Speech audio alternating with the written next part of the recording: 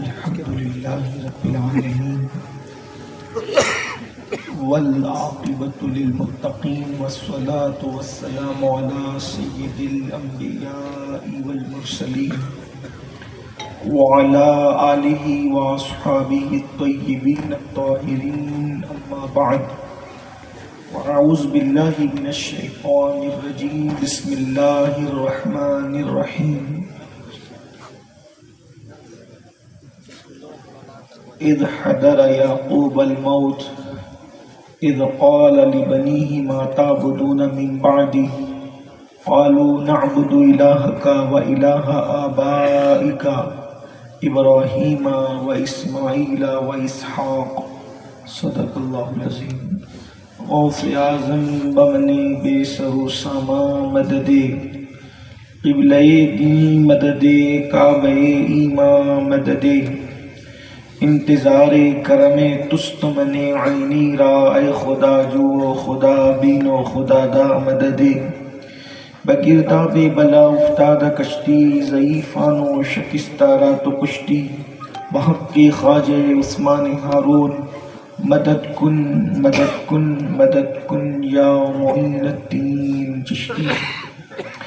ممبر پر جلوگر شمس ملت حضرت علامہ مفتی شمس الدین صاحب قبلہ رضوی مدظ اللہ العالی، برادر ذی قدر حضرت مولانا سید محمد قادری صاحب قبلہ نگراں سنی دعوت اسلامی جے پور راجستھان، و جمیع عرش مقام سادات کرام علماء ذوی الاحترام، حاضرین محفل، پردہ نشین ماں و بہنوں، السلام علیکم ورحمۃ اللہ وبرکاتہ۔ انتہائی احترام و عقیدت کے ساتھ اپنے اور ساری کائنات کے مرکز عقیدت انیس بے کساں چارہ ساز درد منداں، ہم غریبوں کے غم گسار، ہم فقیروں کی ثروت، شہر یار ارم تاجدار حرم نوبہار شفاعت، شب اسرا کے دولہا نوشے بزم جنت، دانائے سبل مولائے کل ختم الرسل، خسرو خوباں سیاح لامکا وجہ کن فکاں، در اللہ المکنون سر اللہ المخزون عالم ما کانا وما یکون، آبو گل انبیاء جانو دل اصفیاء، مطلع ہر سعادت مقطع ہر سیادت، خلاصہ کائنات فخر موجودات، حضور احمد مجتبی محمد مصطفیٰ، ارواحنا فدا صلی اللہ تعالی علیہ وآلہ وصحبہ وبارک وسلم کی بارگاہ بے کس پناہ میں جس طریقے سے پڑھاؤں بلند آواز سے میرے ساتھ مل کر پڑھیں۔ الصلاۃ والسلام علیک یا رسول اللہ، الصلاۃ والسلام علیک یا نبی اللہ، الصلاۃ والسلام علیک یا حبیب اللہ، وعلی آلک واصحابک یا نور اللہ، صلی اللہ تعالی علیہ وسلم۔ نعمتیں بانٹتا جس سمت وہ ذیشان گیا، ساتھ ہی منشی رحمت کا قلم دان گیا، لے خبر جلد کے غیروں کی طرف دھیان گیا، میرے مولا میرے آقا تیرے قربان گیا، دل ہے وہ دل جو تیری یاد سے معمور رہا، سر ہے وہ سر جو تیرے قدموں پہ قربان گیا، آہ وہ آنکھ کہ ناکام تمنا ہی رہی، آہ وہ آنکھ کہ ناکام تمنا ہی رہی، ہائے وہ دل جو تیرے در سے پر ارمان گیا، اور انہیں جانا انہیں مانا نہ رکھا غیر سے کام، انہیں جانا انہیں مانا نہ رکھا غیر سے کام، للہ الحمد میں دنیا سے مسلمان گیا۔ آج کی یہ محفل قطب الاقطاب سید الاولیاء فی الہند، عطائے رسول مبلغ اعظم فی الہند، نائب نبی فی الہند، سرکار معین ملت والدین ख्वाजा मुइनुद्दीन चिश्ती हसन संजरी सुम्मा अजमेरी रज़ी अल्लाह तबारक व तआला अन की याद में इनेकाद पजीर है। इस वक्त पूरी दुनिया के अंदर और ख़ास तौर पर हिंदुस्तान में अताए रसूल हिंदल वली सरकार गरीब नवाज के उर्स के हवाले से धूमधाम मची हुई है। और अजमेर मुअल्ला की पड़ोस में आप रहते हैं तो आप सब भी उस बात को बहुत अच्छी तरह से महसूस करते हैं। हिंदल वली सरकार गरीब नवाज रज़ी अल्लाह तबारक व तआला अन्हु का हिंदुस्तान की सरजमीन पर आना किस मकसद के लिए था? इसलिए कि हमने अपने बुजुर्गों का जब तारुफ कराया, किसी भी बुजुर्ग का, रसूलुल्लाह से लेकर या ये कह दे रसूल आज़म से लेकर गौसे आज़म तक, गौसे आज़म से लेकर ख्वाजा आज़म तक, ख्वाजा आज़म से लेकर मुजद्दिद आज़म तक, हमने अपने बुजुर्गों का जब तारुफ कराया तो हमने उनकी अपनी शख्सियत के एतबार से नहीं कराया, बल्कि हमने उनका तारुफ अपनी पसंद के एतबार से कराया। मिसाल के तौर पर जब हम अपने नबी का तारुफ कराने पर आते हैं तो कहते हैं कि उन्होंने चांद के 2 टुकड़े किए, उन्होंने सूरज को पलटा दिया, उन्होंने जाबिर की बकरी को जिंदा कर दिया, उनके हाथों से उंगलियों से पानी के चश्मे जारी हो गए। और उसके बाद हम इसके आगे जानते क्या हैं? मेरे आका सल्लल्लाहु अलैहि वसल्लम के प्यारे दीवानों, हालांकि ये बात कोई गलत नहीं है, बिल्कुल सही है, लेकिन अल्लाह अकबर, इससे बढ़कर के रसूलुल्लाह सल्लल्लाहु अलैहि वसल्लम की शख्सियत है। अल्लाह अकबर, मौजज़ात की तवील फहरिस्त है, कभी ना खत्म होने वाली फहरिस्त है, लेकिन अल्लाह के रसूल सल्लल्लाहु अलैहि वसल्लम ने दावत की राह में जो अजीमतें उठाई है और जिन अजीमतों को बर्दाश्त किया है वो किसी और के हिस्से में नहीं आई।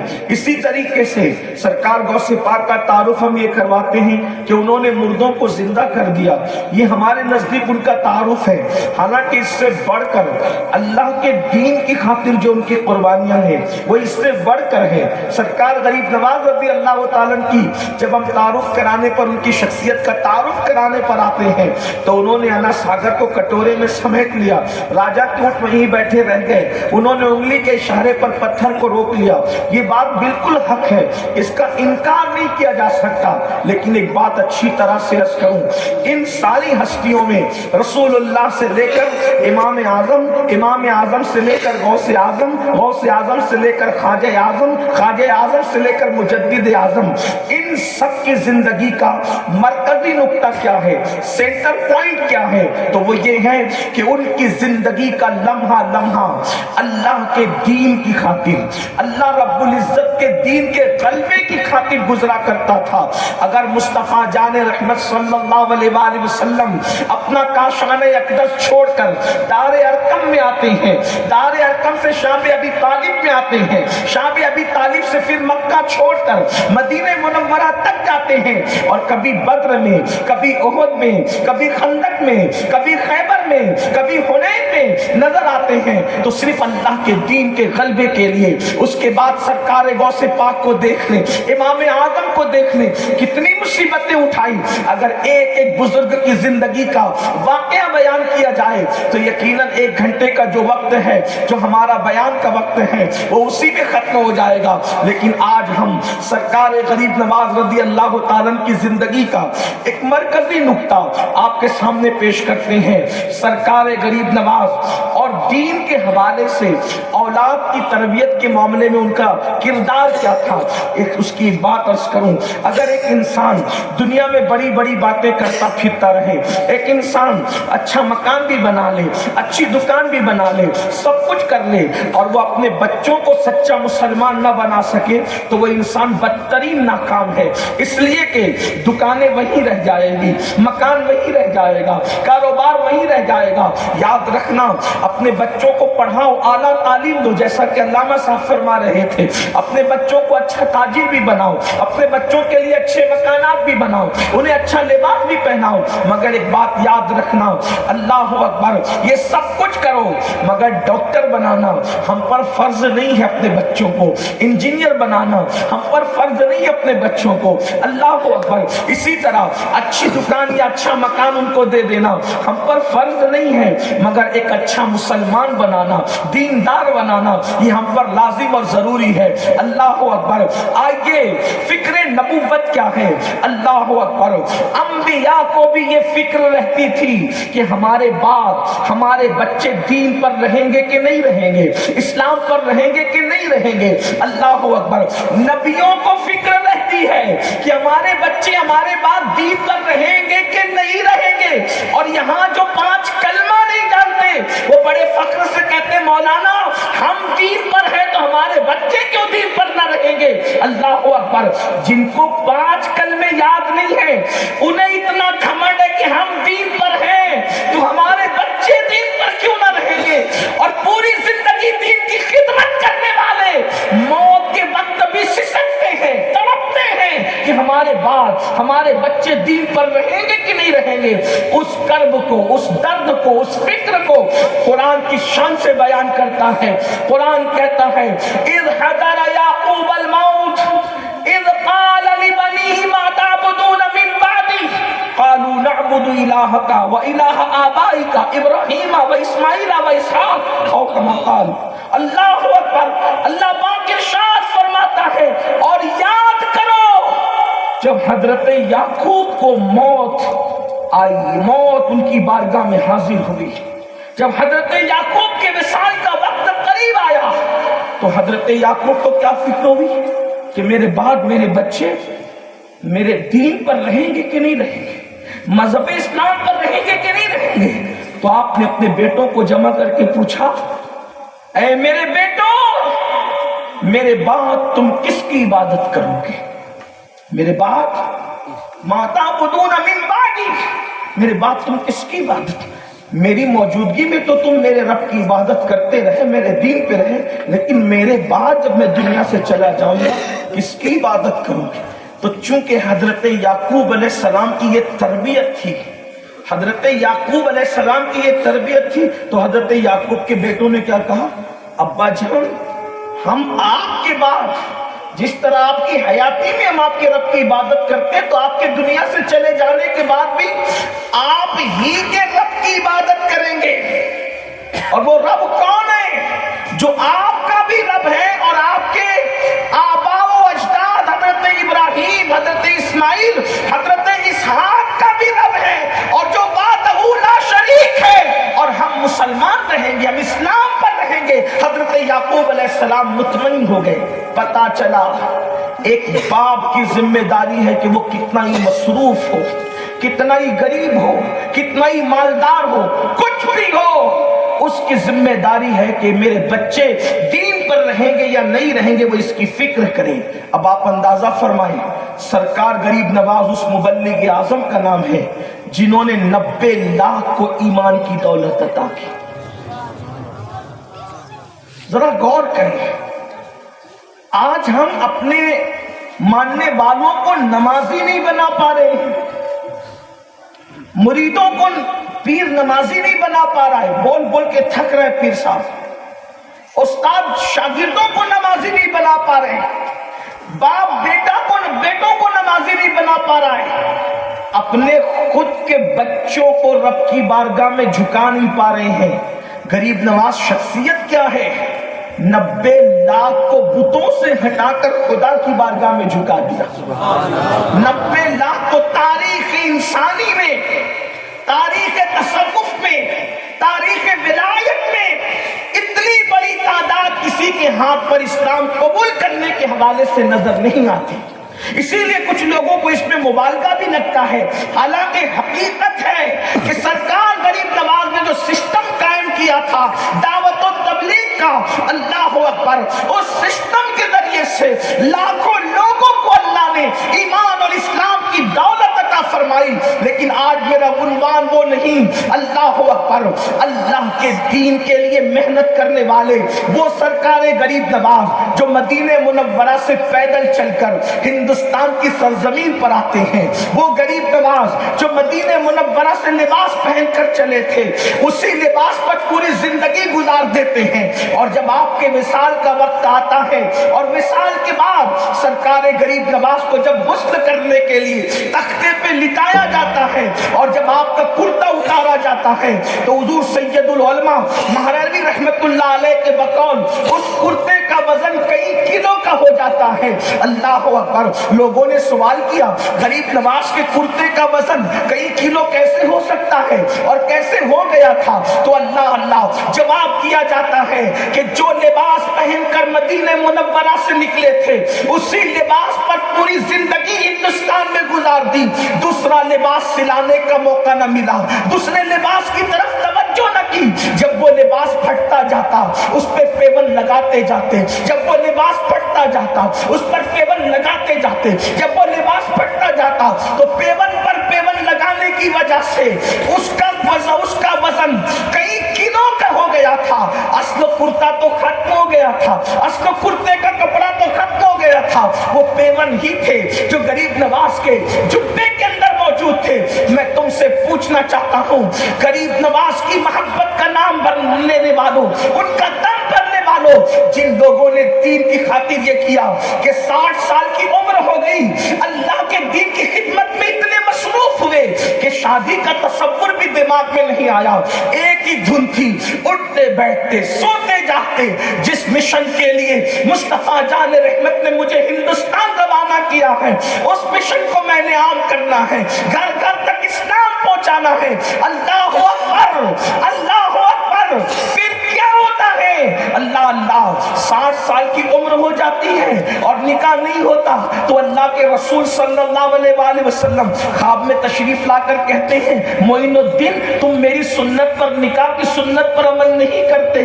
تو عرض کرتے نانا جان دین کی خدمت میں اتنا مصروف ہو گیا کہ مجھے شادی کرنے کا خیال تک نہ آیا۔ اللہ اکبر، یعنی اللہ کے دین کے لیے۔ اس کے بعد اندازہ فرمائیں ہفتے بھر کے بعد 3 لقمے کھاتے، ایک ہفتے کے بعد 3 لقمے، اندازہ تو کریں یہ اتنی قلیل مدت، اتنے قلیل لقمے کی تعداد۔ اللہ اکبر، فاقہ رہتا، ہمیں اکثر فاقے سے رہتے، رات و دن جگتے رہتے، اللہ کی عبادت میں مصروف رہتے، لوگوں کو دین کی باتیں سمجھاتے، لوگوں کو دین کی طرف بلاتے، یہ ساری محنتیں اور کاوشیں ان کی، اور انہوں نے 90 لاکھ کو ایمان کی دولت عطا کی۔ اگر آج ہندوستان کے اندر صوبہ راجستھان ہو یا یو پی ہو یا بنگال ہو یا بہار ہو یا مہاراشٹر ہو یا کوئی اور علاقہ ہو، 5 وقت اگر اذان گونج رہی ہے تو وہ سرکار غریب نواز کی محنتوں کا نتیجہ ہے۔ ہر گھر میں قرآن طاق میں رکھا ہے، غریب نواز کی محنتوں کا نتیجہ ہے۔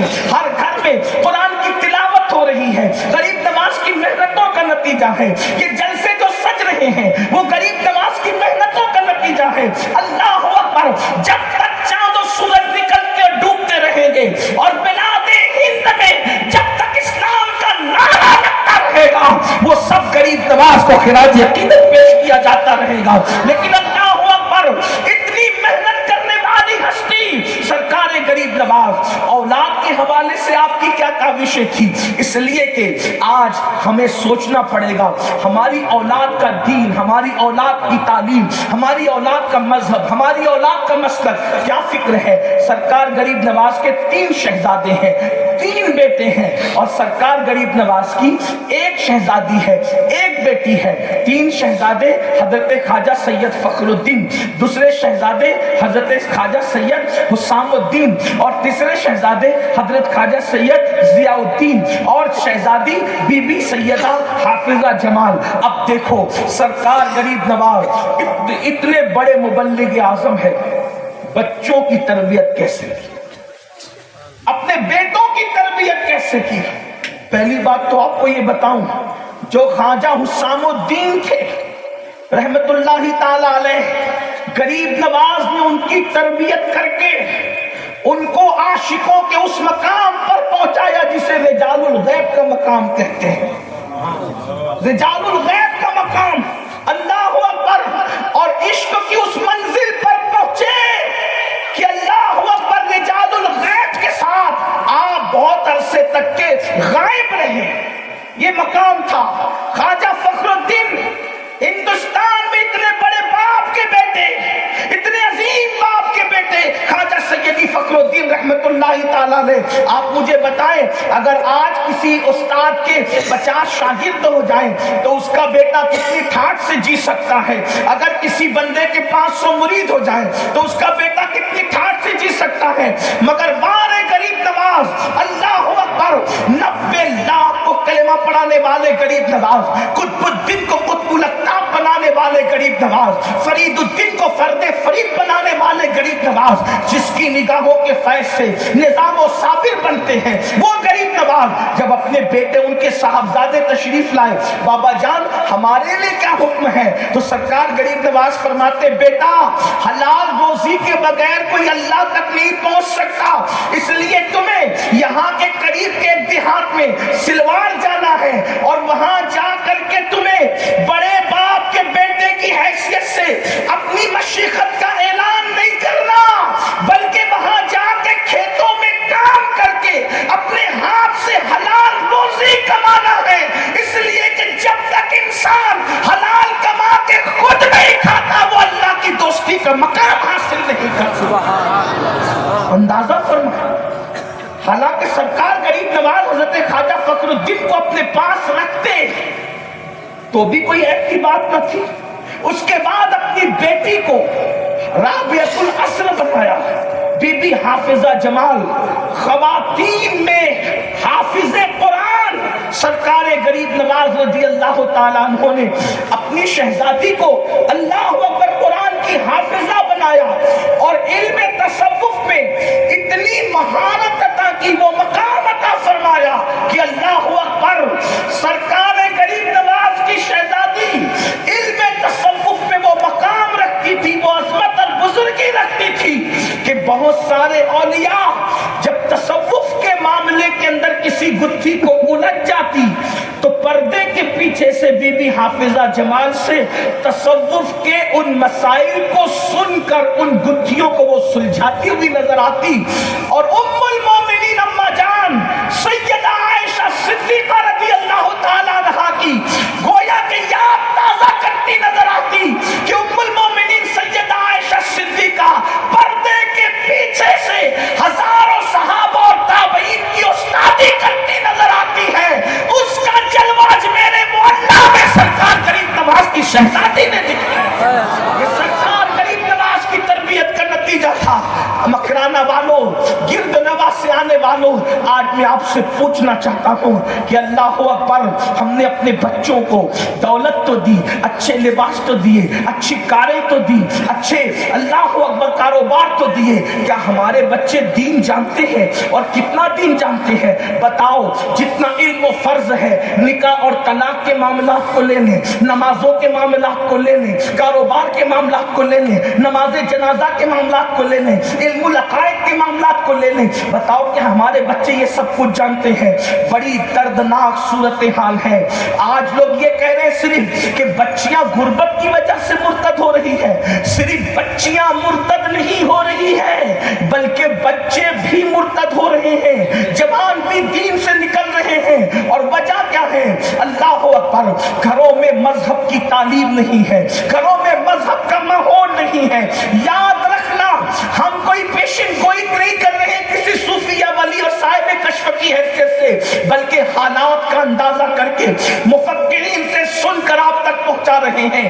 اے میری قوم کے جوانوں, اگر دین کے بارے میں یوں ہی تساہلی برتی گئی, یوں ہی سستی برتی گئی, تو اللہ نہ کرے کہ ایسا نہ ہو کہ آپ کے بچے کلمہ پڑھنے والے تک نہ رہیں, کلمے کے منکر ہو جائیں.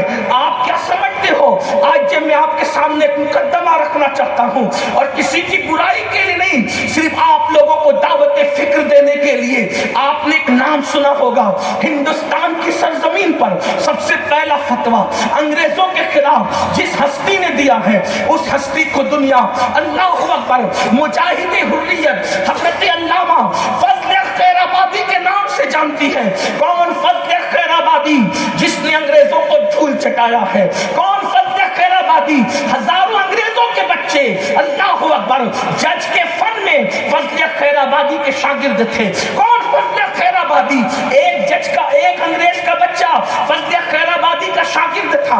جب فضل خیرآبادی، علامہ فضل خیرآبادی رحمت اللہ تعالی علیہ پر مقدمہ چلایا گیا بغاوت کا، ہم انقلاب کہتے ہیں، وہ بغاوت کہتے ہیں، انگریز اس کو بغاوت کا نام دیتا ہے، انگریز اس کو غدر کا نام دیتا ہے، انگریز اس کو دھوکے کا نام دیتا ہے۔ فضل خیرآبادی کو کورٹ میں انگریز جج جو شاگرد تھا، جو شاگرد تھا آج وہ جج بن چکا تھا، اس نے کہا استاد میں آپ کو جانتا ہوں، محبت کرتا ہوں، پیار کرتا ہوں، بس آپ اتنا ایک مرتبہ کہہ دیجئے کہ جس نے جہاد کے فتوے پہ دستخط کی ہے فضل حق نام تو اس کا ہے، مگر وہ فضل حق میں نہیں ہوں، کوئی اور ہے۔ فضل حق کون؟ فضل حق امام المنطق جسے کہا جاتا تھا وہ فضل حق۔ علامہ سے جب کہا آپ کی جان بچا لوں گا مرشد، تو فضل خیرآبادی نے کہا تھا واللہ ایک جان نہیں، اگر ہزاروں جانیں اللہ دے تو میں دین کی عظمت میں قربان کر دوں گا، میں پمانگے توہل کہوں گا۔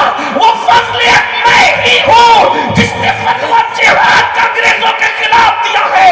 ارے تو کیا سمجھتا ہے یہ جان تو جانے والی ہے، اگر آج جھوٹ بول کر جان بچا لوں گا فضل حق کی جان تو بچ جائے گی، قیامت تک فتوے سے اعتبار اٹھ جائے گا، ہم ہزاروں جانیں قربان کر دیں گے مگر شریعت کو قربان ہونے نہیں دیں گے۔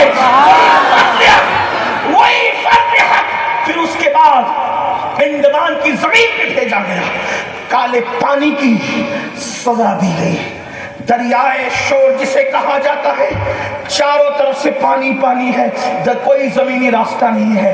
اس کالی کوٹری میں فضل خیرآبادی کو بیل گاڑی کے پہیے سے باندھ کر بیل کو چلایا جاتا۔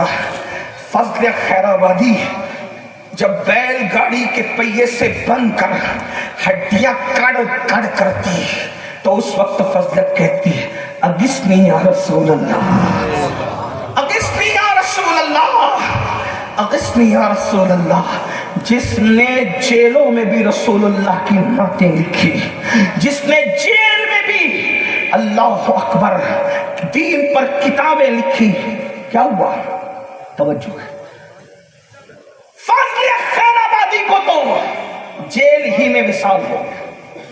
ان کے بیٹے علامہ عبداللہ خیرآبادی، اس کے آگے نام نہیں لوں گا لیکن ایک پیغام دینا چاہتا ہوں۔ جس فضل حق نے اتنے بڑے بڑے منطق اور فلسفے کے امام پیدا کیے، جس نے ہندوستان کی جمود اور تعطل والی سرزمین پر انقلاب کی آواز اٹھا کر انگریزوں کو بھگانے کا بیڑا اٹھایا، اور اپنے بیٹے کے اندر وہ جذبہ پیدا کیا کہ ان کے بیٹے علامہ خیر الدین خیرآبادی رحمت اللہ علیہ کہتے تھے اگر میرا انتقال بھی ہو گیا اور ہندوستان آزاد ہو گیا تو میری قبر پر آ کے بتا دینا کہ آج انگریز ہندوستان چھوڑ کر جا چکا ہے تو مجھے قبر میں سکون ملے گا۔ آپ کو پتا ہے آج اسی علامہ فضل خیرآبادی کی اولاد میں لوگوں نے اسلام چھوڑ دیا ہے۔ ان کے گھر کے اکثر فرد، میں علامہ کی برائی کرنے نہیں بیٹھا، صرف دعوت فکر دینے بیٹھا، اتنے بڑے امام، بہت پرانی 400-200 سال کی بات نہیں، کل کی بات۔ فضل خیرآبادی کے گھر کے لوگ کہہ رہے ہیں کہ اگر اللہ ہے تو فلسطینیوں کی مدد کیوں نہیں کرتے؟ فضل خیرآبادی کے گھر کے لڑکے کہہ رہے ہیں، میں نام نہیں لوں گا اس لیے کہ نام لینے سے کوئی مسئلہ حل نہیں ہوتا۔ آپ سے پوچھتا ہوں فضل خیرآبادی کے سامنے اپنا علمی مقام کیا ہے؟ تقویت الایمان کے رد میں جس نے تحقیق الفتاوی لکھ کر کے پوری دنیا کے اندر انقلاب کی آواز اٹھائی، اتنا بڑا محقق جس کو امام المنطق فضل خیرآبادی کون ہے؟ اعلیٰ حضرت رحمت اللہ علیہ کی پیر و مرشد کے ہم سبق ساتھی ہیں، کوئی معمولی آدمی نہیں ہے، جس نے عالم بیداری میں رسول اللہ کی زیارت کی ہے، کوئی معمولی انسان نہیں۔ جب وہ ہڈیاں بیل گاڑی سے کڑکڑا کر کے چکنا چور ہوتی ہے، وہ غصے یا رسول اللہ کہتے تو حضور کا جلوہ نظر آتا، تو فضلت رو کر کہتے کہ اگر مجھے پتا ہوتا کہ اس مصیبت میں آنے کے بعد آپ کا دیدار ہوتا تو میں اتنی دیر کیوں کرتا، میں اس سے پہلے ہی کو چکنا چور کرتا۔ یہ فضلت خیرم آج ان کے گھر کے بچے اللہ کے دین کو گالی دے رہے، کیوں؟ اس لیے کہ بعد کے لوگوں نے اپنے بچوں کو فن شاعری تو سکھایا، اپنے بچوں کو اردو ادب تو سکھایا، اسلامی ادب نہیں سکھایا۔ آج ہم کس صورتحال سے گزر رہی ہے؟ غریب نواز نے 90 لاکھ کو کلمہ پڑھایا، صرف عرس منا کر ہم غریب نواز کی عقیدتوں سے سبکدوش نہیں ہو سکتے۔ ہم غریب نواز کے مزار مقدس پر پھولوں کی چادر ڈال کر کے اپنی ذمہ داری سے سبکدوش نہیں ہو سکتے۔ چادر ڈالتے ہیں، ڈالتے رہیں گے، پھول ڈالتے ہیں، ڈالتے رہیں گے، اس سے انکار نہیں۔ مگر میں پوچھنا چاہتا ہوں، جس وقت اسی ہندوستان میں کوئی مدرسہ پڑھنے والی لڑکی یہ چینل پر آ کر کہتی ہوگی کہ میں نے اسلام چھوڑ دیا، تو غریب نواز قبر میں کتنا تڑپتے ہوں گے، غریب نواز کی روح پر کیا گزرتی ہوگی۔ اللہ اکبر، جب کوئی امت کی بیٹی کسی منکر اسلام کا ہاتھ پکڑ کر کے اسلام چھوڑ کر کے کہیں اور جاتی ہوگی تو گنبد خضرا میں رسول اللہ کی کیفیت کیا ہوتی ہوگی۔ اس درد کو ہم محسوس کر رہے ہیں۔ ہم تو یہ سمجھتے ہیں میں مسلمان ہوں، 3 بار پیٹ بھر کے روٹی کھا لوں، شادیاں کر لوں اور رنگریلیاں کر لوں۔ سن لو، کل قیامت کے دن جب رسول اللہ کا دیدار ہوگا، جب قیامت کے دن حضور کا سامنا ہوگا، اس وقت تو حضور فرمائیں گے میرے گلستان پہ دشمن بجلیاں گرا رہا تھا، اس وقت تو کیا کر رہا تھا؟ صرف 5 وقت کی نماز پڑھ کے، تہجد پڑھ کے، قرآن پڑھ کے جنت کا خواب دیکھنے والوں، آج حضور کے گلستان پہ بجلیاں گر رہی ہیں اور ہم کہاں؟ ابھی بھی ہم تاش کے پتوں میں مبتلا ہیں، ابھی بھی شراب پی جا رہی ہے، ابھی بھی عورتوں پہ پاک کی نظریں ڈالی جا رہی ہے۔ کبھی سوچا اس دین کی خاطر ہمارے اسلاف کی قربانیاں کی ہے؟ 90 لاکھ کو مسلمان بنا دیا غریب نواز نے، یوں ہی بنایا؟ پڑھ لو غریب نواز کی زندگی، جے پال جوگی کے مسلمان ہونے تک غریب نواز انا ساگر کے کنارے ایک درخت کے نیچے برسوں زندگی گزارتے۔ میں آپ سے صرف پوچھنا چاہتا ہوں، جو برسوں آپ ایک درخت کے نیچے بیٹھے تھے، کیا اس راجستھان میں سردی کا موسم نہیں آیا ہوگا؟ گرمی کا موسم نہیں آیا ہوگا؟ برسات کا موسم نہیں آیا ہوگا؟ یہاں تو پہاڑیوں کی زمین پر سردی بھی ویسی کڑاکے کی، گرمی بھی ویسی کڑاکے کی اور برسات بھی ویسی دھماکے دار ہوتی ہے۔ سوچو تو صحیح، جب غریب نواز کے وجود ناز کو سردی پکڑتی ہوگی، اتنی محنت کس لیے کی؟ امام حسین کو تو لوگ تانا دیتے کہ تخت کے لیے گئے تھے، لیکن غریب نواز رضی اللہ تعالیٰ عنہ تو غوری کو بلا کے کہتے ہیں کہ تو آ کے بادشاہ بن، تاکہ لوگوں کو پتا چلے ہم نے جو اتنی محنت کی ہے بادشاہ بننے کے لیے نہیں کی ہے، ہم بادشاہ نہیں، ہم بادشاہ گر ہیں، کنگ میکر ہے، جس کو چاہتے اس کو بادشاہ بنا دے۔ جن کی رگوں میں رسول اللہ کا خون ہے اس کو تخت شاہی سے لینا کیا ہے؟ اس کو تخت شاہی سے لینا کیا؟ ارے جن کی رگوں میں خون ہے اس کو کچھ نہیں لینا، تو جسے رسول اللہ نے اپنے کندھوں پہ بٹھا کر کے سجدے طویل کیے ہو اسے دنیا کی سیاست سے کیا لینا تھا؟ لیکن آپ سے پوچھنا چاہتا ہوں، تھوڑا کبھی تصور کیا ہوتا اپنے بزرگوں کی ان محنتوں کا احساس؟ کب کروائیں گے ہم محنتوں کا؟ یہ جلسے صرف تعداد دکھانے کے لیے نہیں۔ آئیے، اگر ہم غریب نواز کی محنتوں کو آج لوگ ڈیمیج کرنے کی کوشش کر رہے ہیں تو ہم عوام ہو کر کے کیا کر سکتے ہیں؟ اس میں ہمارا کیا رول ہو سکتا ہے؟ نمبر 1، ہم اپنے بچوں کو، اپنی بچیوں کو، اپنی بیوی کو، گھر والے، ہم دیندار بنائیں، صرف اپنے گھر میں دینی ماحول پیدا کریں، اپنے گھر میں دینی۔ اب دینی ماحول سے مراد کیا؟ داڑھی، ٹوپی، 5 وقت کی نماز، صرف یہ نہیں، داڑھی اپنی جگہ، ٹوپی اپنی جگہ، نماز کی اہمیت بھی بالکل لازم۔ نماز کے بغیر تو کوئی کیا ہو سکتا؟ غریب نواز فرماتے، اللہ کے رسول کی حدیث ہے، غریب نواز کہہ رہے ہیں، اللہ کے رسول کی حدیث ہے، جس کی نماز نہیں اس کا دین نہیں. آپ اپنے آپ کو کچھ بھی کہو، میں غریب نواز کے ملفوظ پڑھ رہا ہوں، اپنی طرف سے نہیں. شیخ عبدالحق محدث دہلوی رحمت اللہ علیہ نے غریب نواز کے جن ملفوظات کو نقل کیا ہے میں وہاں سے آپ کے سامنے پیش کرتا ہوں. اور ویسے حدیث بھی ہے، کئی کتابوں میں لکھی ہوئی ہے کہ جس کی نماز نہیں اس کا دین نہیں. اللہ کے رسول علیہ السلام نے کئی مقامات پہ، ایک مقام فرمایا جس کے پاس امانت نہیں اس کا دین نہیں. ایک مقام میں فرمایا جہاں عشق رسول نہیں وہاں دین نہیں. کئی مقام پر یہ حدیث آئی ہے. تو قریب چشتی بن گئے، رضوی بن گئے، اشرفی بن گئے، برکاتی بن گئے، صابری بن گئے، مداری بن گئے، قادری بن گئے، نقشبندی، سہروردی سب بنے. کیا مسلمان بھی بنے سچے جیسا وہ بنانے آئے تھے؟ صرف کوئی خطابت نہیں، یہ کسی مستانے کا درد دل ہے. مکرانہ والوں کب رمیش فرد خیر آبادی پر کیا گزر رہی ہو تو اللہ جانے وہ کتنے بے چین ہوں گے، لیکن وہ کیفیت آپ پر نہیں آنا چاہیے. اس لیے اپنے گھر والوں کو، لوگ ہمیں بیکورڈ کہیں ٹھیک ہے، لوگ ہمیں دقیانوسی کہیں ٹھیک ہے، لیکن اپنے بچوں کو دین پر رکھنے کو، وہ دینداری کیا ہے، اصل دینداری کیا. دیکھیے نماز روزہ سب کچھ، لباس آپ کا بچہ کوئی پہنے مگر اندر سے دل دین کے حوالے سے بالکل مضبوط، دین میں مضبوطی استحکام ہو، جہاں جھوٹ کی گنجائش نہ ہو، جہاں خیانت کی گنجائش نہ ہو، جہاں نشے کی گنجائش نہ ہو، جہاں کسی عورت پر بد نگاہی اور بد نظری اور بدکاری اور زنا کا کوئی تصور نہ ہو. آج مسلمان سور کے نام سے تو نفرت کرتا ہے، کیا شراب کے نام سے بھی اتنی نفرت کرتا ہے؟ تو جتنا حرام سور ہے اتنا ہی حرام تو شراب بھی ہے.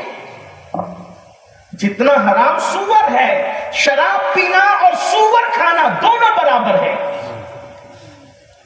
بلکہ شراب پینا اور پیشاب پینا دونوں برابر ہے. اور اس سے بڑھ کر جو گندگی آج ہے سود کے دھندے. سور کھانا جتنا حرام اتنا ہی حرام سود کھانا بھی ہے. لوگ سور کھانے سے پرہیز کرتے اور سود ہڑپ کیے جا رہے ہیں. اور ایک بات بتاؤں، بلکہ سود تو اور بدترین ہے، سور کھانے سے بھی برا سود کھانا ہے. کیونکہ سور کھانے والے کے لیے اللہ نے قرآن میں جنگ کا اعلان نہیں کیا، مگر سود کھانے والے کے لیے اللہ نے جنگ کا اعلان فرمایا. اللہ نے ان کے ساتھ جنگ کا اعلان کیا ہے. جب ہمارے بچے سود کے حرام لقمے پہ پرورش پائیں گے، کیا خاک و دین پر عمل کریں گے؟ دین پر کیا عمل کر سکیں گے وہ؟ تو دینداری ہو اور ان کی تربیت ہو.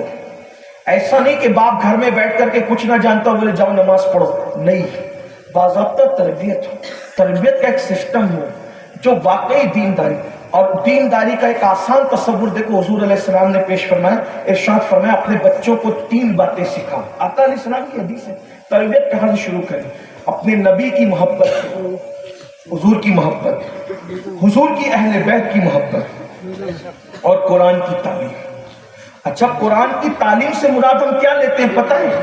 حضرت میرے بچے کا تو قرآن ختم ہو گیا نا، دے دی میں نے قرآن. میرے بھائی قرآن پڑھنا سکھایا ہے، ابھی قرآن کی تعلیم کہاں دی ہے؟ قرآن پڑھنا الگ ہے، قرآن کی تعلیم الگ ہے. تعلیم سے کیا مراد ہے؟ قرآن کہتا کیا ہے؟ ہر مسلمان کے بچے کو کم سے کم نئی ڈیپلی اتنا شعور تو آنا چاہیے کہ قرآن کہتا کیا ہے.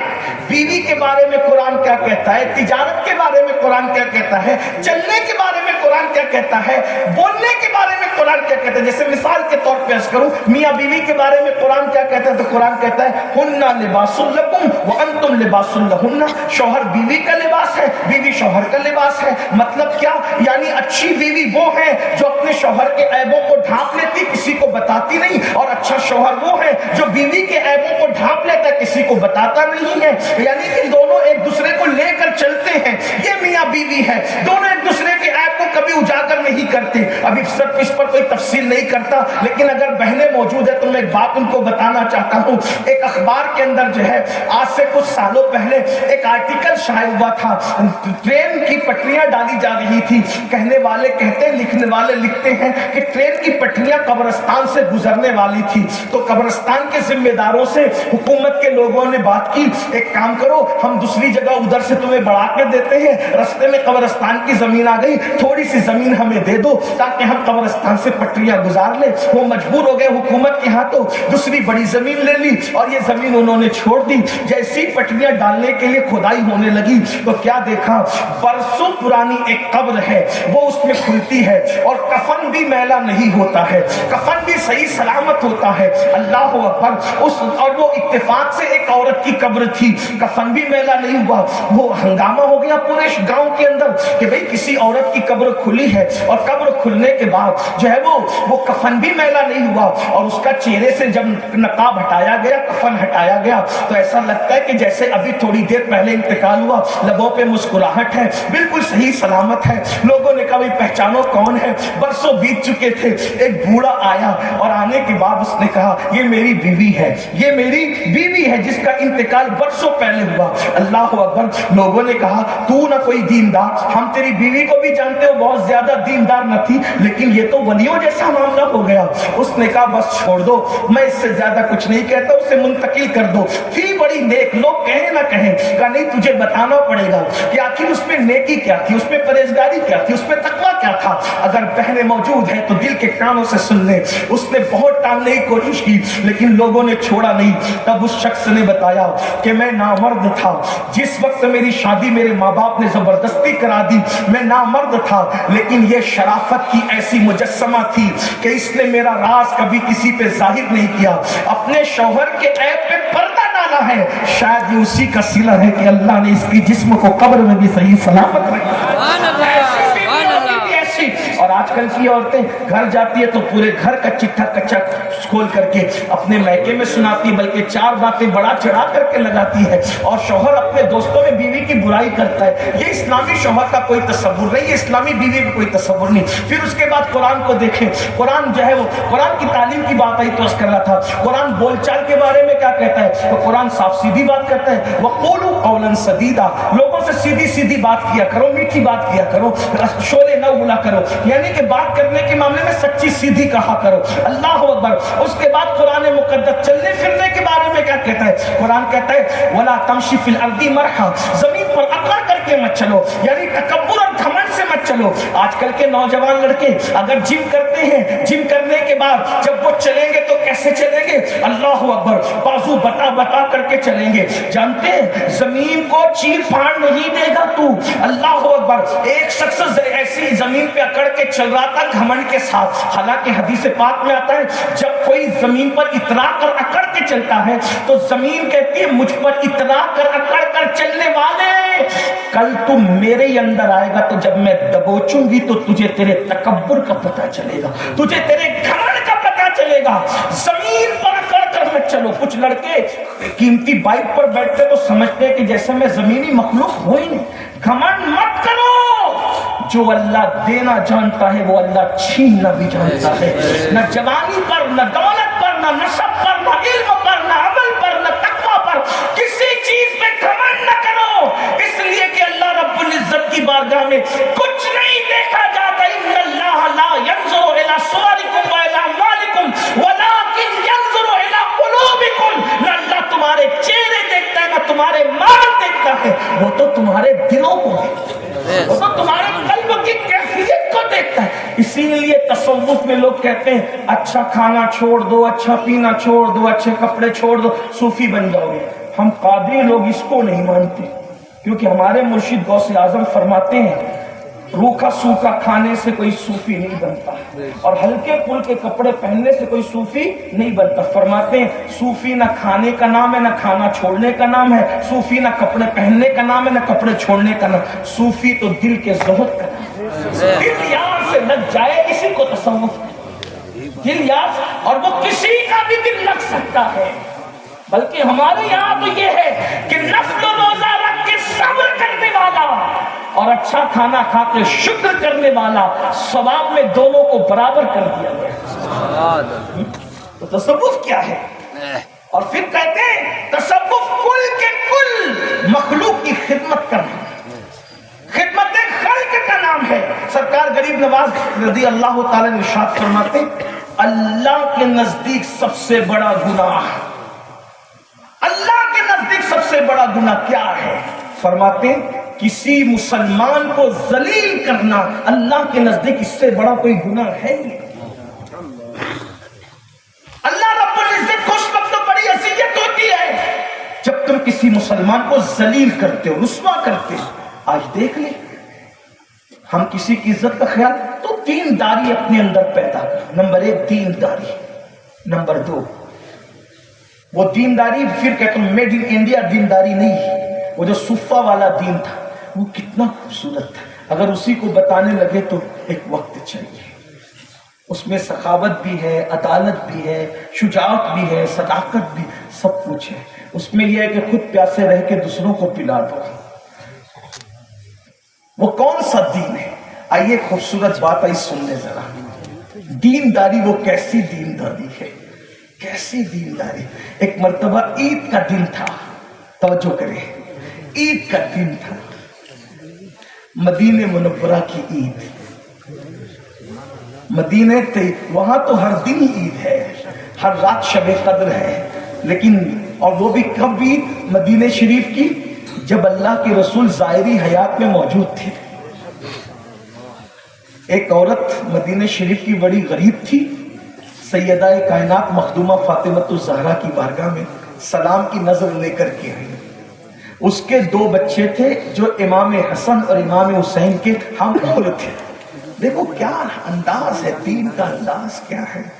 آئی سلام پیش کیا، چھوٹے چھوٹے بچے ساتھ میں تھے، بی بی صاحبہ سیدہ مخدومہ فاطمہ الزہرا، سخی باپ کی سخی بیٹی، صابر باپ کی صابرہ بیٹی۔ اللہ اکبر، مخدومہ کائنات نے پوچھا ارے تیرے بچوں کو عید کے نئے کپڑے نہیں ملے؟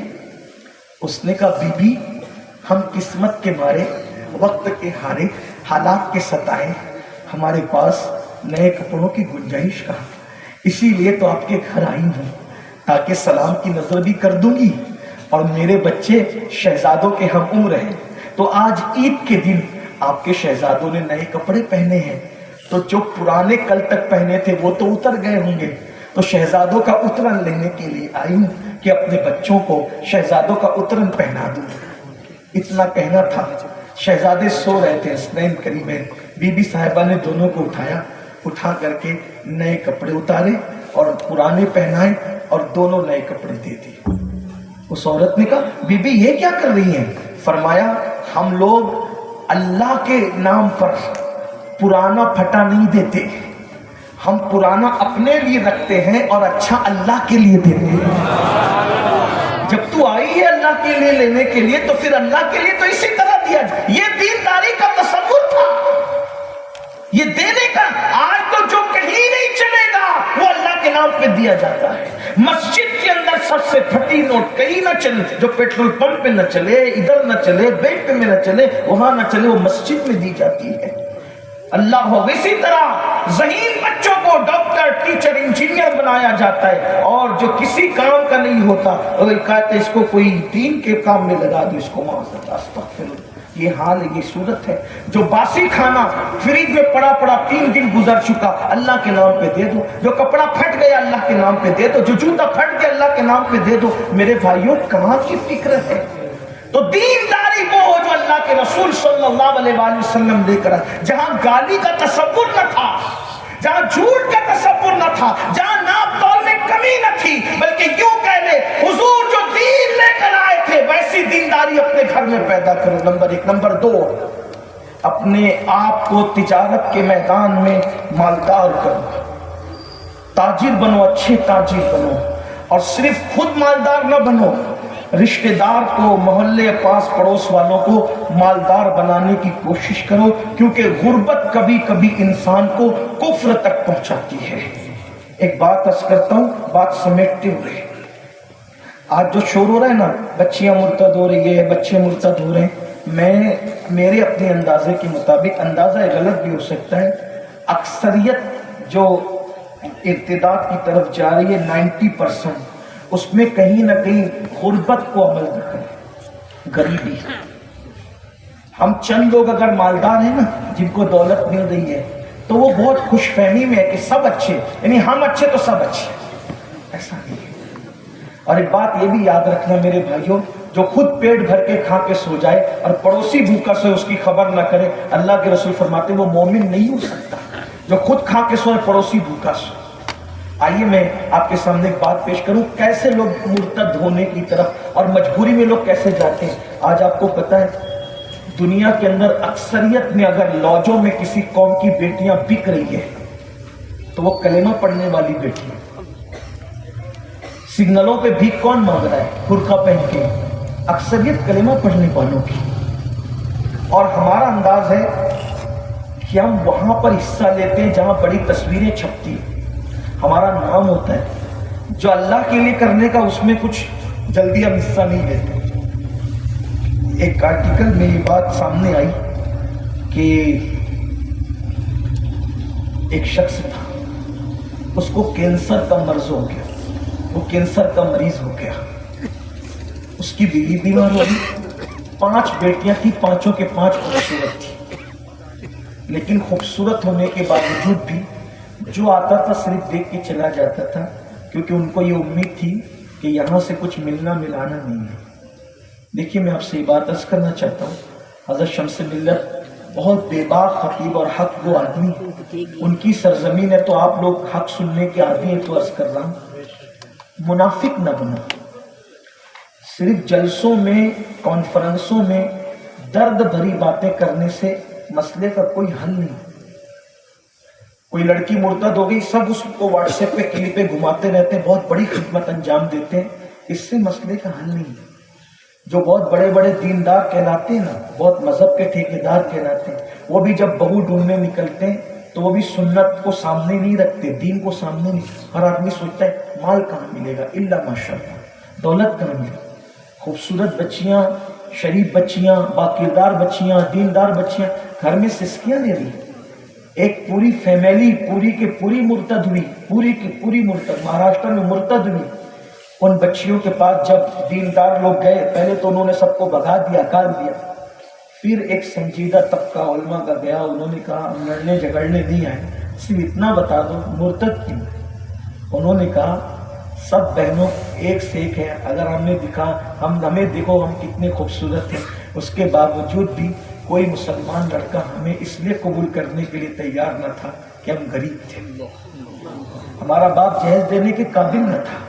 اور انہوں نے کہا روتے ہوئے بابا ابھی بھی اندر سے ہم مسلمان ہیں، لیکن کیا کریں جب مسلمان لڑکوں نے نہیں اپنایا تو ہم نے کسی منکر اسلام کا ہاتھ تھام لیا۔ اور اب آپ آئے، جب ہم سسکیاں لے رہے تھے تب آپ کہاں تھے؟ یہ جو علماء کا درد ہے نا، آپ اس کو نگیٹو لیتے ہیں۔ جب یہ بات کہی جاتی ہے کہ میرے پیر کی مزار پر 1,00,000 روپے کی چادر چڑھانے کی مجھے کیا ضرورت ہے؟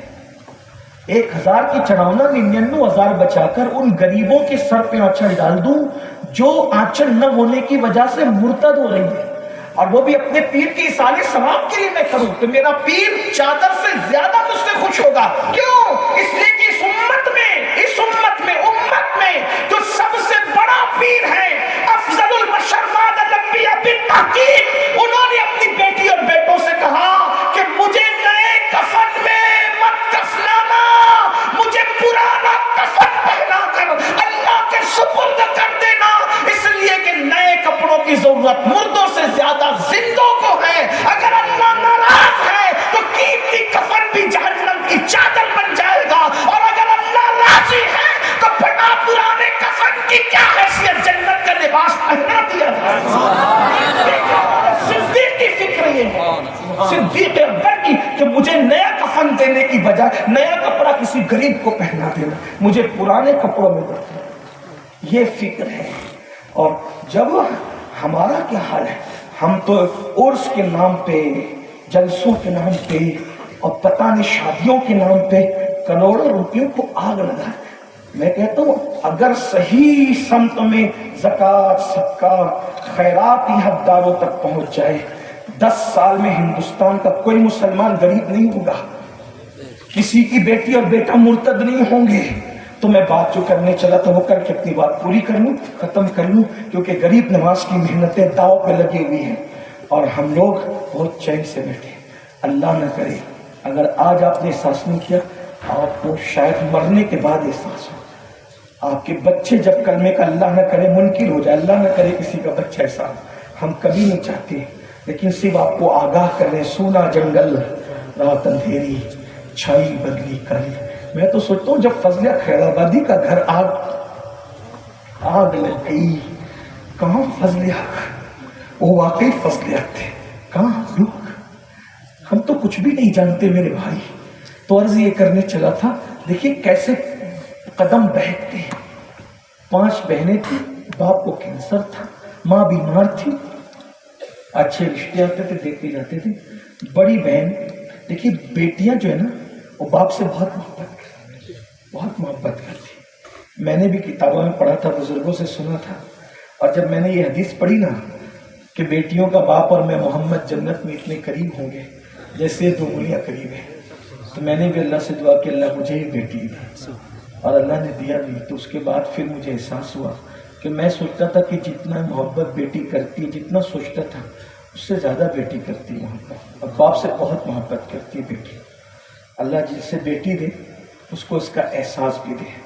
آقا فرماتے ہیں جس نے بیٹی کا دل دکھایا اس نے مجھ محمد کا دل دکھایا، روحی فدا صلی اللہ علیہ وسلم. یہاں تک فرمایا جب سفر سے واپس جایا کرو تو پہلے بیٹوں سے نہ ملا کرو بلکہ پہلے بیٹی سے ملا کرو. اور آقا علیہ السلام خود بھی جب سفر سے واپس لوٹتے تھے کسی سے نہیں ملتے تھے، پہلے سیدہ فاطمہ الزہرا کے گھر تشریف لے جاتے. ان کے گھر رشتے آئے اور سب کچھ ہوا، لیکن کسی نے کیا نہیں. آپ سے پھر کہتا ہوں ختم کر دو رسومات کو، ختم کر دو جہالت کو، اور اپنے معیار کا مالدار رشتہ ڈھونڈنے کے بجائے اتنا سوچ لو اگر میں کسی غریب کو اپنا لوں گا تو اس کا ایمان بچ جائے گا، اس کا ایمان بچ جائے گا تو حضور خوش ہو جائیں گے. اور حضور کی خوشی سے بڑی ہمارے لیے کوئی دولت نہیں ہو سکتی، کوئی نعمت نہیں ہو سکتی. میں اتنا اللہ کی قسم اٹھا کر کہہ رہا ہوں جہیز چند سالوں میں ختم ہو جائے گا. حضور کو خوش کر دیا تو اتنی برکت ہوگی کہ قیامت تک کبھی ختم نہیں ہو سکتی. ہاں صحیح کہہ رہے ہیں، اللہ اکبر. تو اس بیٹی نے جو 5 بہنوں میں ایک بڑی بہن تھی، اس نے سوچا 5 بہن کی شادی بھی کرنی ہے، باپ کا علاج کرنا ہے، کینسر، کوئی چندہ نہیں دیتا، کوئی مدد نہیں کرتا، کوئی امداد نہیں کرتا.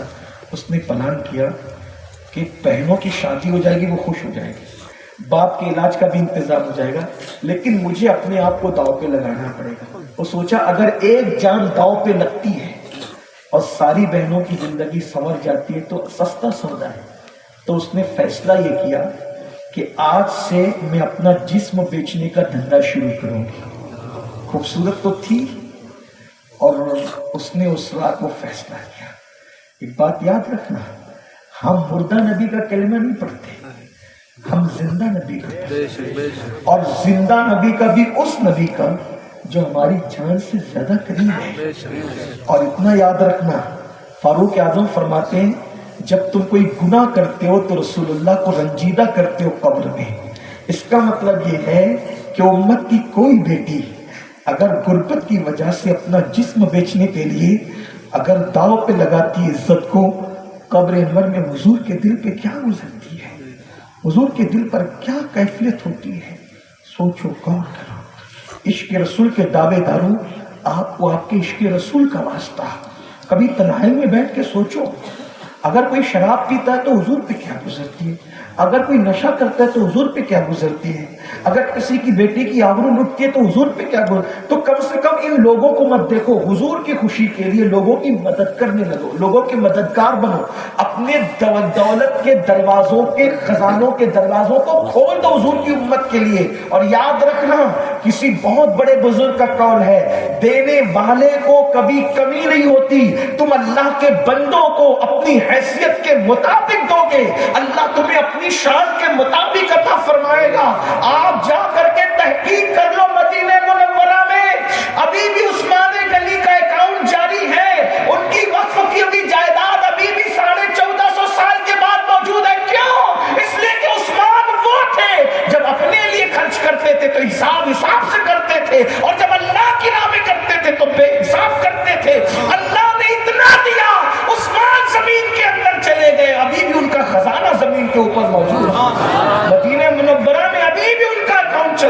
جا کر کے دیکھو، تحقیق کرو، ان کی وقف کی ہوئی زمین پہ بلڈنگیں بن رہی، حرم کے لیے ابھی بھی وقف ہے، جا کے دیکھو۔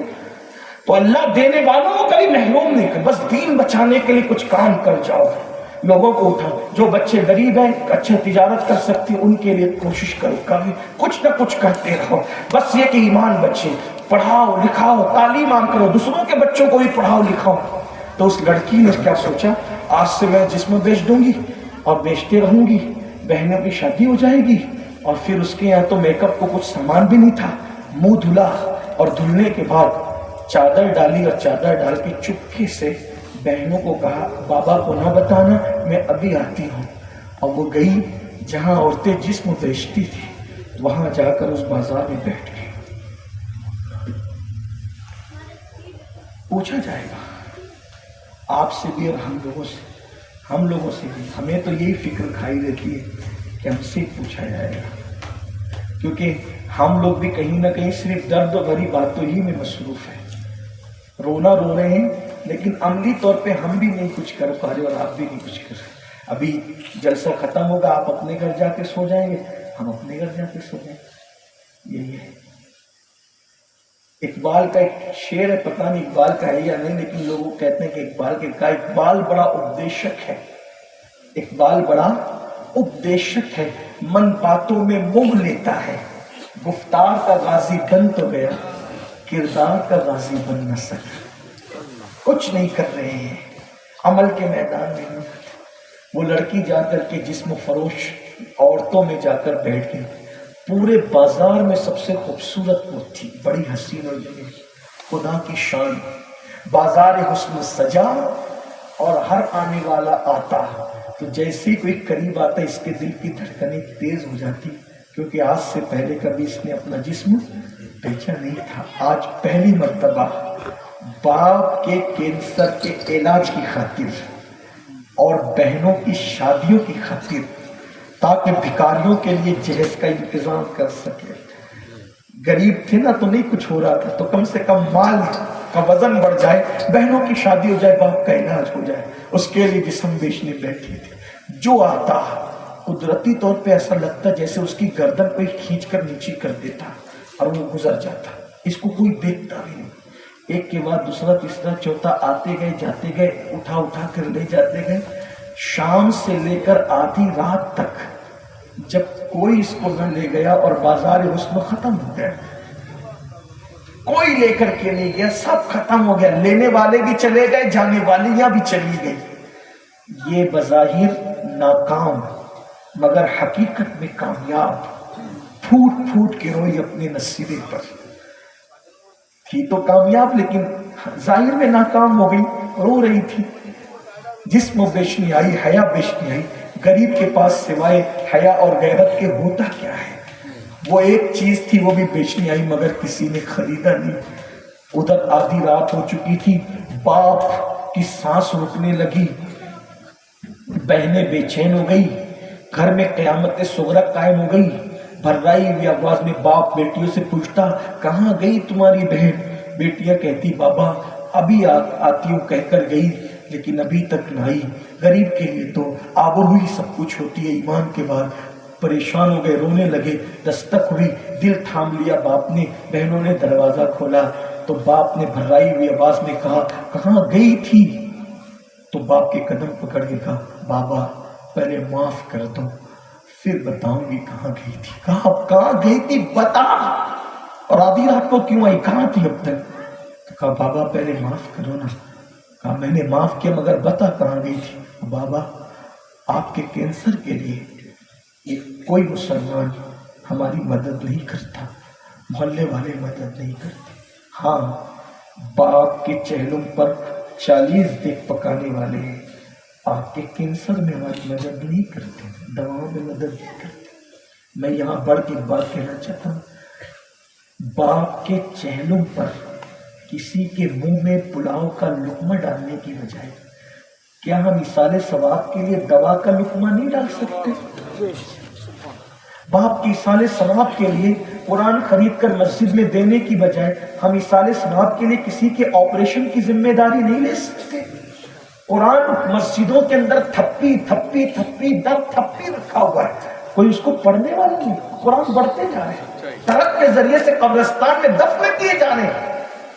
کب تک کے رسومات کے پیچھے بھاگو گے؟ ایصال ثواب کا مطلب کیا ہے؟ ثواب کا کوئی بھی کام کرو اور ایصال کرو، اور یاد رکھنا سب سے بہترین ایصال ثواب وہ ہے جس کی امت کو ضرورت ہے. اس لیے کہ اللہ کے رسول سے صحابی نے پوچھا تھا کہ میری ماں کے لیے ایصال ثواب کرنے کیا کروں؟ تو اللہ کے رسول نے فرمایا تھا مدینے والوں کو پانی کی ضرورت ہے، پانی کے لیے کنواں کھدوا دو.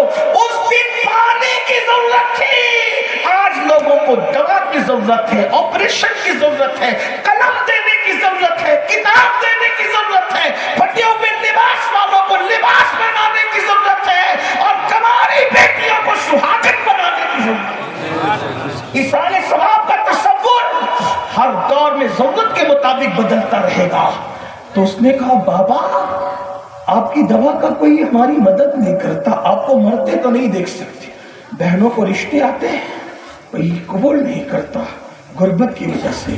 میں نے سوچا کہ آج سے میں اپنا جسم بیچوں گی اور اپنی بہنوں کو خوشحال کر دوں گی، آپ کی دوا کا انتظام کروں گی. باپ کی آنکھیں پھٹی کے پھٹی رہے گی، منہ کھلا کے کہا پھر کہ بابا اللہ کی قسم کھا کے کہتی ہوں گئی تو تھی جسم بیچنے، لیکن تیرے بیٹی کا حسن سب عورتوں سے زیادہ تھا، مگر کسی نے مجھے ہاتھ بھی نہیں لگایا. ہاتھ لگانا تو دور کی بات ہے، کسی نے مجھے دیکھا تک نہیں. بابا جو بھی میرے قریب آتا ایسا لگتا کہ جیسے اس کی گردن کوئی کھینچ کر کے نیچے ڈال رہا، اس کی گردن کھینچ کر نیچے ڈال رہا. کوئی مجھے دیکھا تک نہیں، نظر اٹھا کے دیکھا تک نہیں، سب آئے اور چلے گئے. باپ نے کہا اللہ تیرا شکر ہے. پھر بیٹی سے کہا میری بیٹی اللہ کی قسم آدھی رات تک نہیں، اگر پوری زندگی بھی تو اس بازار حسن میں بیٹھتی تو تجھے کوئی آنکھ اٹھا کے دیکھ نہیں سکتا تھا. بیٹی نے کہا آپ کو اتنا یقین کیسے ہے؟ مجھے اپنے آپ پہ نہیں میرے نبی کے فرمان پہ یقین ہے. رسول اللہ نے فرمایا کما تدین و تدان، جیسا کرو گے ویسا تمہارے ساتھ کیا جائے گا. بیٹی تیرا باپ غریب تھا مگر پاپی نہیں تھا، تیرے باپ نے کبھی کسی عورت کو پاپ کی نظر سے نہیں دیکھا. انشاءاللہ اسی کی برکت ہے کہ میری بیٹیاں بھی پاپ کی نظر سے کبھی دیکھی نہیں جائے گی. یہ تصور ہے، لیکن اندازہ فرمائے اس طرح سے غلط طرف لوگوں کے قدم جاتے ہیں. اس طرف سے آپ جانتے ہیں اسکولوں میں کالجز میں اسی طرح سے جو ہے وہ جہاں عورتوں کی بھیڑ ہوتی ہے، بیوٹی پارلر، مہندی کے کلبے، وہاں پر باضابطہ طور پر ایک منظم سازش کے تحت لڑکیاں بھیجی جاتی ہیں، لڑکے بھیجے جاتے ہیں، اور وہ دیکھتے ہیں کہ مسلم لڑکیاں مسلم لڑکے کس طرح ملے، ان سے دوستی کرو، ان کو لالچ دو، فون کا لالچ دو، اس کا لالچ دو، اس کا لالچ دو، اور بعد میں اسلام کے خلاف ان کے دل و دماغ کے اندر کچھ نہ کچھ گندگی داخل کر لو. بس آخری بات عرض کرو اختتام پر، اسلام کے خلاف زہر اگلا جا رہا ہے. 4 شادیاں کیوں اسلام میں، طلاق کیوں، نکاح کیوں، یہ سب بکواس پہلے کر چکے، ہمارے علماء پہلے جواب دے چکے. اس کے باوجود بھی پھر وہی گندگی دہراتے ہیں، وہی گندگی کوریتے ہیں. اس کا علاج کیا ہے؟ آخری بات، اس کا علاج یہ ہے دین کا ایجوکیشن اپنے بچوں کو دے دو، ایک دم مضبوط اچھے اسکالر سے، بیٹیوں کو بھی دو. جیسے ایک چیز میں آپ سے کہتا ہوں اس کو سمجھنا. جیسے لوگ یہ کہتے ہیں نا کہ بھئی یہ بتاؤ کہ 3 طلاق جو ہے وہ عورتوں پہ ظلم ہے، ٹھیک ہے. اب ان کا یہ کہنا ہمارے بچے فوراً متاثر ہو جاتے ہیں، بھائی یہ 3 طلاق عورت کو دی جاتی ہے تو معاذ اللہ یہ تو ظلم ہے. گئے آپ کے بچے کام سے. لیکن اگر اس کے بیک گراؤنڈ میں آپ جائیں نا تو آپ کو پتہ چلے گا کہ 3 طلاق عورت پہ ظلم نہیں ہے، یہ عورت کو جو ہے عورت پہ ظلم نہیں ہے، عورت پہ احسان ہے. کیوں؟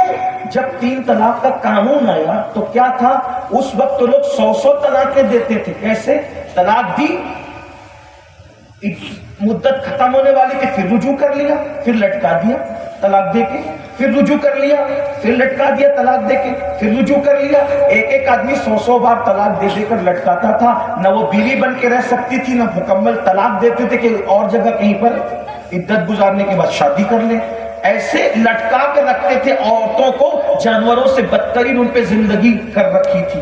اسلام آیا اسلام نے کہا ایسے نہیں چلے گا، الطلاق مرتان، 2 بار رجوع کرنے کی مدت ہے، 2 بار رجوع کیا، تیسری بار رجوع کرنے کی مدت ختم ہو گئی، اس کے بعد تجھے رجوع کرنے کی کوئی مدت نہیں ملے گی، یاد رکھ اگر 2 بار رجوع کر چکا تیسری بار طلاق دے گا تو رجوع کرنے کا معاملہ ہی ختم ہو جائے گا۔ بولو عورت پر احسان ہوا۔ اس کے بعد پھر دوسری چیز، میں صرف اشارہ دے رہا ہوں، کوئی تحقیق کی بات میں لمبی نہیں کروں گا۔ 4 عورتیں اسلام میں کیوں ہیں؟ اس کا بیک گراؤنڈ عورتوں پہ ظلم ہے، عورتیں بھی اچھل کے کہہ رہی ہاں ظلم ہے۔ میں کہتا ہوں اللہ کی بندیوں احسان ہے، فَانكِحُوا مَا طَابَ لَكُم مِّنَ النِّسَاءِ مَثْنَىٰ وَثُلَاثَ وَرُبَاعَ فَإِنْ خِفْتُمْ أَلَّا تَعْدِلُوا فَوَاحِدَةً۔ ان عورتوں سے نکاح کرو جو تمہیں پسند آئے، 2 3 4 اور اگر ان کے درمیان انصاف نہ کر سکو تو صرف ایک ہی کرنا۔ یہ حکم کب آیا؟ کب آیا پتہ ہے؟ 10 عورتیں ہوتی تھی، 50 عورتیں ہوتی تھی، 100 عورتیں ہوتی تھی، 700 عورتیں ہوتی تھی، یہ حکم آنے سے پہلے جب 700 ہوتی تھی، 900 ہوتی تھی، 10 ہوتی تھی، 50 ہوتی تھی، اسلام آ کر بولتا ہے 700 نہیں کرنا، 10 نہیں کرنا، 20 نہیں کرنا، 50 نہیں کرنا۔ اسلام نے انگنت کو 4 پہ لا کے مقید کیا، اور اس 4 میں بھی پھر یہ قید لگائی انصاف کر سکتے ہو تو دوسرا سوچنا، اگر انصاف نہیں کر سکتے ایک ہی پہ اکتفا کرنا۔ بتاؤ احسان کیا کہ ظلم کیا؟ لیکن یہ کب سمجھ میں آئے گا؟ یہ عنوان نہ آپ سننا چاہتے ہو اور ہم سنا بھی نہیں سکتے کیونکہ آپ اس پر سبحان اللہ بھی نہیں کہہ سکتے، اس لیے یہ عنوان ہے ہی نہیں ایسا۔ تو کرنا کیا ہے؟ بچوں کو بتاؤ کہ کیا لاجک ہے، بیک گراؤنڈ کیا ہے، پس منظر کیا ہے۔ وہ جو کہنا چاہتا تھا وہ آخری بات یہ، ایک سنار تھا، یہاں بھی لوگ پتھروں کی وہ چلاتے ہیں، مشینیں چلاتے ہیں۔ ابھی مولانا حامد رضا صاحب، ہمارے علامہ شرف الدین سعدی صاحب اور مفتی آصف صاحب ہمارے ساتھ، بلکہ ہم ان کے ساتھ آئے تو وہ مولانا معین صاحب پتھروں پہ بات کر رہے تھے، تو انہوں نے پتھروں کی پٹاپٹ قسمیں بتانی شروع کی، تو ہمارے تو سب سر کے اوپر سے گئے۔ تو ہم نے سوچا کہ یار یہ جب پیدا ہی ہوئے ہیں پتھروں کی زمین پر تو یہ جانتے، تو آپ لوگ پتھروں کی قسمیں جانتے، سب کچھ جانتے۔ ایک آدمی تھا جوہری تھا، جوہری سمجھتے ہیں، پتھروں کو تراشنے والا اور وہ جاننے والا، پتھروں کی کوالٹی کو جاننے، یعنی سنار کہنے کو چلے سنار، اور بہت بڑا سنار تھا، وہ جوہری تھا۔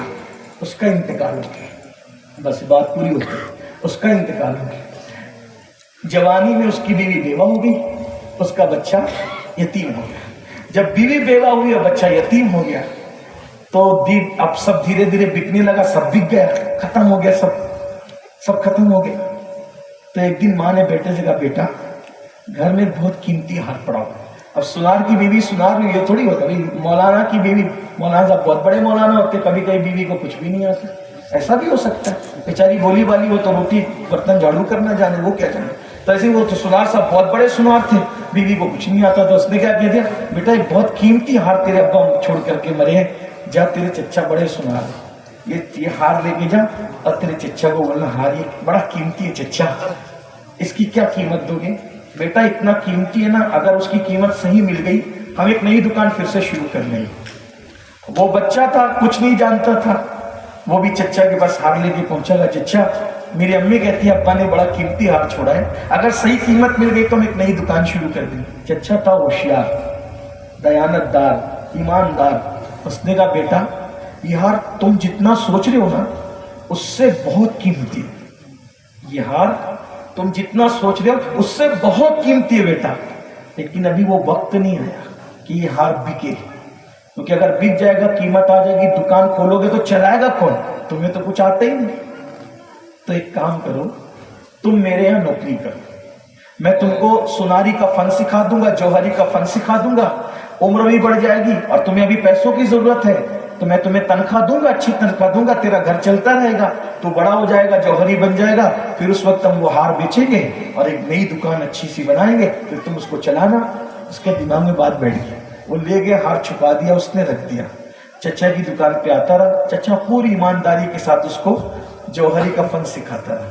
جب وہ بڑا ہو گیا، جوان ہو گیا، تو ایک دن چچا نے کہا بیٹا ذرا وہ ہار جو تم چند سال پہلے لائے تھے وہ ہار لاؤ نا، بڑا قیمتی تھا نا وہ ہار، ہم اس کو بیچ کے دکان بنائیں گے۔ اس نے کہا چھوڑو چچا اس ہار کی بات، ارے نہیں لاتے کیوں نہیں؟ ارے چچا جب میں فن جاننے لگا نا جوہری کا تو مجھے خود پتا چلا وہ ہار قیمتی نہیں، وہ تو نقلی ہار ہے۔ بولے بیٹا اسی دن کا انتظار تھا، اگر میں اس دن کہتا نا یہ ہار نقلی ہے تو تو کہتا کہ یتیمی کا ناجائز فائدہ چچا اٹھا رہا ہے اور میرے بچپنے کا ناجائز فائدہ اٹھا کر کے یہ سب کچھ کر رہا ہے۔ تو میں نے تجھے اس دن منع نہیں کیا، میں نے تجھے ایجوکیشن دیا جوہری کا، جب تجھے خود آنکھ مل جائے گی تو تو خود پہچانے گا اصلی اور نقلی کیا ہے۔ بس یہی چاہتا ہوں ہمارے بچے اصل اور نقل مذہب میں فرق نہیں کر پا رہے، اصل اور نقل مسلک میں فرق نہیں کر پا رہے ہیں، سچائی اور جھوٹ میں فرق نہیں کر پا رہے ہیں۔ ان ننھے سے معصوم بچوں کو